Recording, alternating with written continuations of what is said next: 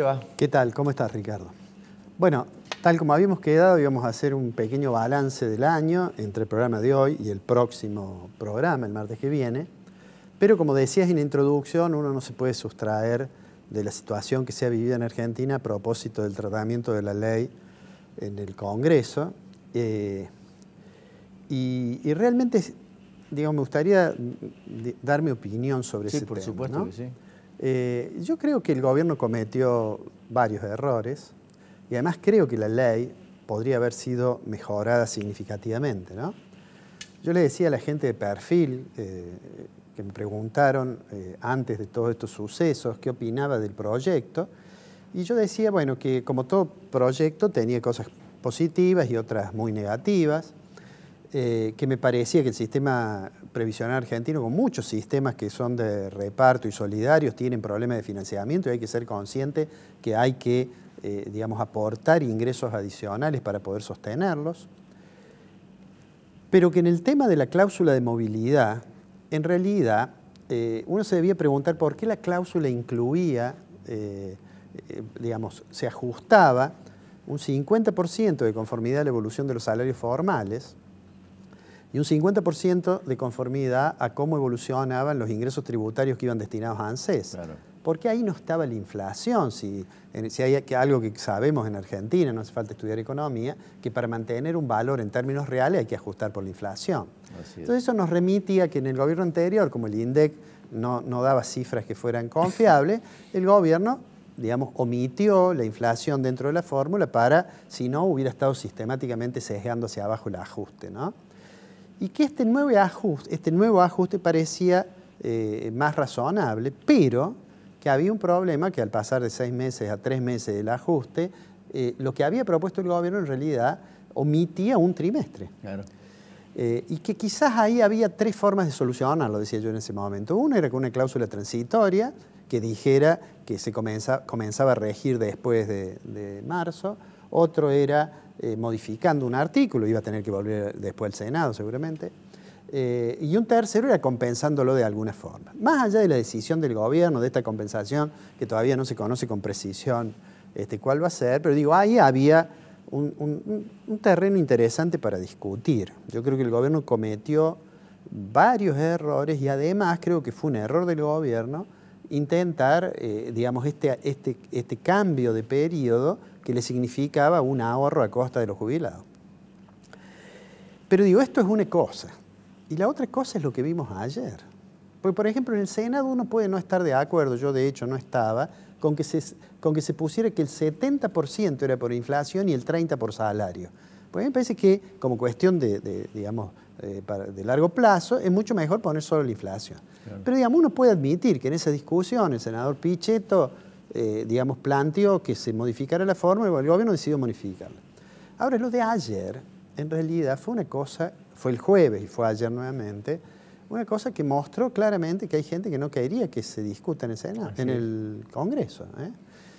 Me ha sorprendido, ¿no? Pero realmente me ha sorprendido el nivel de hipocresía y cinismo, por ejemplo, de Kicillof o de Filmus. Kicillof hablando de los abuelos, es una cosa increíble, siendo ministro de Economía, en un periodo en el cual deliberadamente se generaron instancias de apelación para que los jubilados que protestaran, cuando eso llegara a la Suprema Corte ya se hubieran muerto. Te apunto uno más, Leopoldo Moró. Bueno, el caso de Moró. Que dio quórum en el año 2001 para podarle el 13% y haberlo aprobado, sí. El 13% de los jubilados. Bueno, ahora defensor. Bueno, digo, pero además lo que más me... Uno podría pensar en la señora del ex gobernador de la Sota también, ¿no? Sí, Ariana Nazario. Preocupada por Natalia de la Sota. Preocupada por los jubilados, preocupación que no tuvo cuando se modificó la ley provincial y se difirió durante 6 meses en un periodo de inflación los ajustes. Bueno, pero digo, eso me pareció realmente una cosa preocupante, digo, desde el punto de vista de la sociedad. Porque No me sorprendió la izquierda, sí me sorprendieron los discursos de hoy de algunos dirigentes de izquierda, del Frente de Izquierda, diciendo que, bueno, que el pueblo, que esto y qué sé yo, está en todo el país, está la foto del señor que era candidato del Frente de Izquierda tirando con una especie de lanzamortero.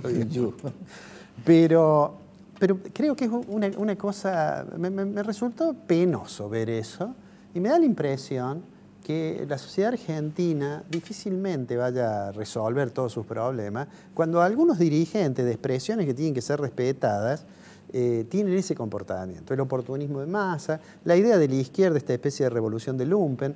O sea, me parece que va a ser muy difícil que podamos salir. Y si a eso del otro lado sumamos las torpezas que se cometen en el gobierno, me deja una sensación, un sabor muy amargo haber visto eso.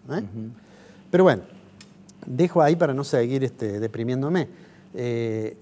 Hablemos de 3 o 4 variables, el martes que viene lo completaremos. Podríamos hablar del nivel de actividad de la economía, sí, de qué pasa con el nivel de precios y de qué pasa con el tipo de cambio, ¿no?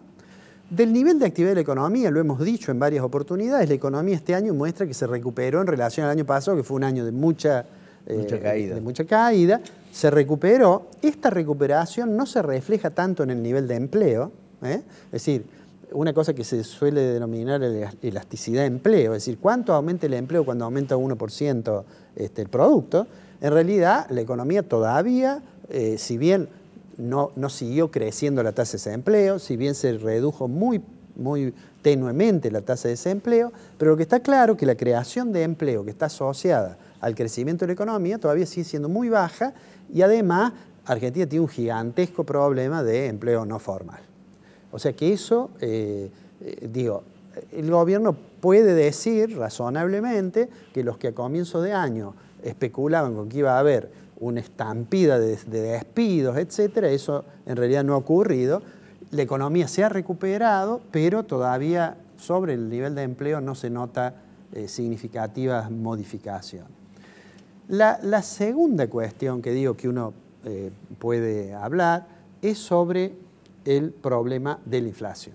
Y en eso claramente aparece el principal problema de la política económica del actual gobierno. Por supuesto, las metas de inflación que había fijado el Banco Central, nosotros lo dijimos hace muchos meses atrás, no se iban a cumplir, y la estrategia de tener una tasa de interés alta, la estrategia de política monetaria con una tasa de interés que se supone va a afectar las expectativas y los niveles de variación del nivel general de precio, claramente da la impresión de haber dado lo que pudo dar y uno se podría preguntar por qué los programas de meta de inflación en otros países han funcionado razonablemente bien y en Argentina no. Y entonces allí seguramente deberíamos indagar un poco en que las causas de la inflación argentina son bastante complejas, pero además que la tasa de inflación de la cual partía el gobierno es mucho más alta que la tasa de inflación que ha logrado ser dominada en otros países porque arrancaban de una tasa más baja, ¿no?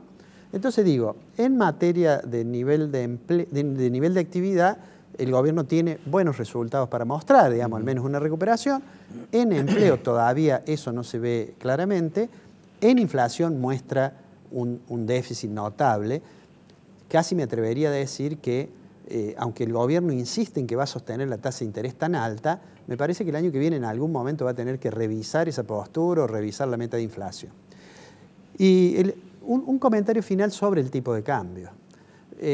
Yo siempre digo, la tasa de inflación es un indicador de los desequilibrios que tiene la economía y está por detrás de la mayoría de los problemas que tenemos, de la puja distributiva. Está presente ese problema y está presente también en el atraso cambiario. Es decir, que el dólar se vaya atrasando como consecuencia de que la inflación va más rápida que el aumento del tipo de cambio nominal, va generando otros problemas. De eso hablaremos el martes que viene, ahí podemos mirar lo que pasa en el sector externo.